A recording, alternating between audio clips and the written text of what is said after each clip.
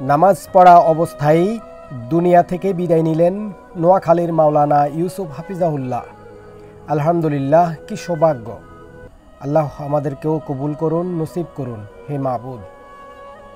নোয়াখালীর সুবর্ণচর উপজেলাধীন চর আমানুল্লাহ ইউনিয়নের চর বজলুল রশিদ গ্রামের একটি সম্ভ্রান্ত পরিবারের বাসিন্দা মাওলানা ইউসুফ হাফিজাহুল্লাহ উপজেলার শ্রেষ্ঠ ও ঐতিহ্যবাহী উপজেলার প্রাণকেন্দ্রে প্রতিষ্ঠিত চর জুবলি রব্বানিয়া কামিল মাদ্রাসার সিনিয়র শিক্ষক হিসেবে সুনামের সাথে দায়িত্ব পালন করেন। সুবর্ণচরের শত সহস্র আলেম ওলামাদের অভিভাবক তুল্য এই আলেমে দিন গত 27 এপ্রিল 2023 রোজ বৃহস্পতিবার রাত 8:30টার সময় এশার নামাজ জামাতে পড়াকালীন দ্বিতীয় রাকাতে 105 বছর বয়সে ইন্তেকাল করেন। ইন্না লিল্লাহি ওয়া ইন্না ইলাইহি রাজিউন।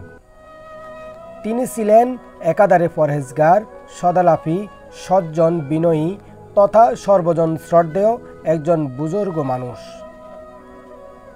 এই মহান ব্যক্তির মৃত্যুতে এলাকাবাসী একজন ধর্মীয় অভিভাবককে হারিয়েছেন।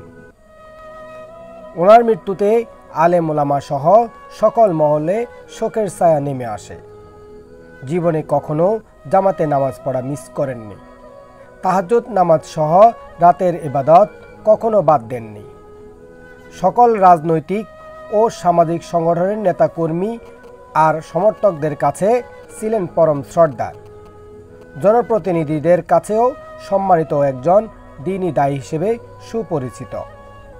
নোয়াখালীর সুবর্ণচরের ইসলামী জাগরণের অগ্রদূত প্রিয় মানুষটির মৃত্যুতে সকলে শোকাহত। মহান রাব্বুল আলামিন এই বুজুর্গানে মানুষটিকে নামাজরত অবস্থায় নিয়ে গেলেন তার সান্নিধ্যে। নিশ্চয়ই এই মানুষটির স্থান নির্ধারণ করে রেখেছেন জান্নাতের মর্যাদাপূর্ণ কোনো এক জায়গায়।